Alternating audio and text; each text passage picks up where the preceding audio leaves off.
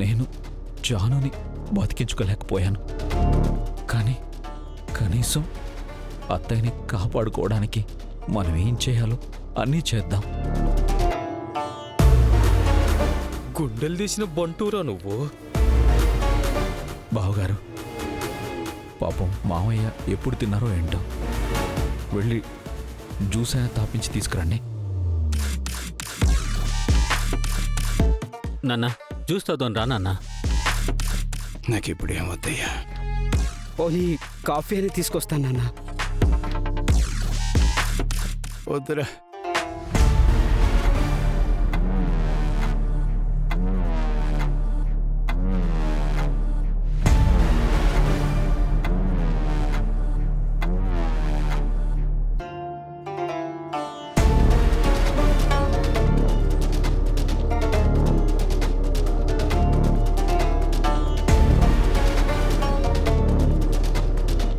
Sir వీళ్ళు ఇక్కడి నుంచి కదిలేలా లేరు.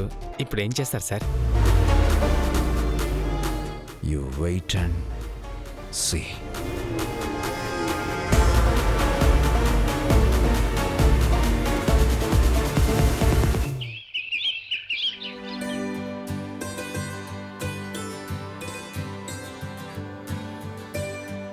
ఏంటి వాళ్ళ చాలా వెరైటీస్ ప్రిపేర్ చేసినట్టున్నారు?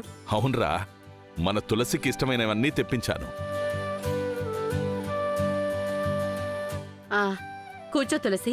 ముందు మీరు తినండి అత్తయ్య, నేను వడ్డిస్తాను. పర్వాలేదమ్మా, నువ్వు ముందు కూర్చో. అసలే ఒట్టి మనిషివి కూడా కాదు. కూర్చో. కూర్చోమ్మా. తులసి కూర్చో.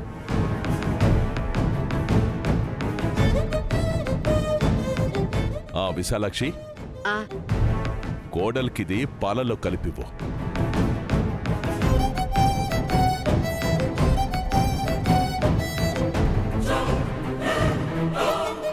ఏంటన్నది? కుంకుమ పువ్వురా, స్పెషల్గా కాశ్మీర్ నుంచి తెప్పించాను.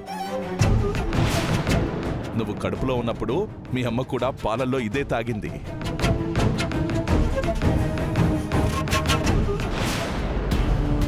మీరు కడుపులో ఉన్నప్పుడు తాగలేదనుకుంటా, అందుకే ఇలా తయారయ్యారు. నాన్న, తులసిని నువ్వు కోడలుగా ఒప్పుకోవడం వల్ల నేను హ్యాపీ. అలాగే ఖుషీని కూడా మనవరాలుగా అంగీకరించావంటే తులసి కూడా హ్యాపీగా ఫీల్ అవుతుంది.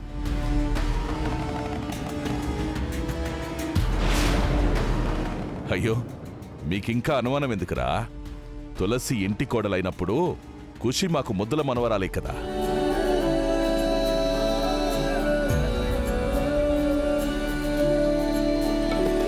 అమ్మ ఖుషి, ఈ ఇంటికి మొదటి మనవరాలివి నువ్వే, పెద్ద మనవరాలివి కూడా నువ్వేనమ్మా. ఇక నుంచి నన్ను తాతయ్య అని పిలవాలి, సరేనా? ఏది ఒకసారి తాతయ్య అని పిలవమ్మా. తాతయ్య.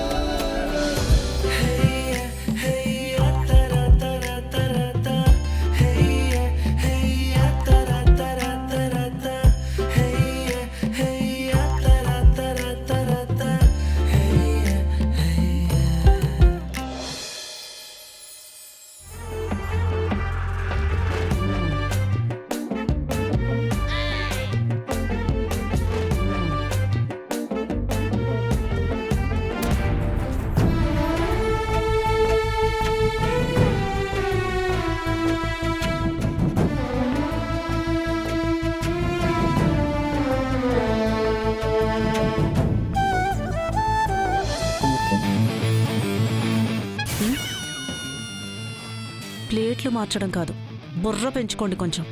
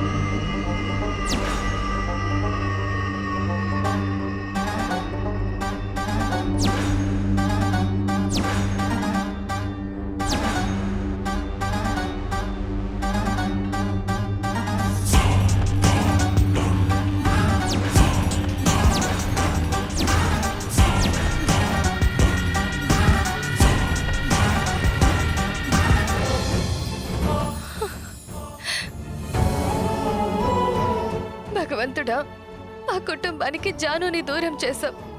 కనీసం అత్తయ్యనైనా క్షేమంగా ఇంటికి తిరిగి వచ్చేలా చూడు స్వామి.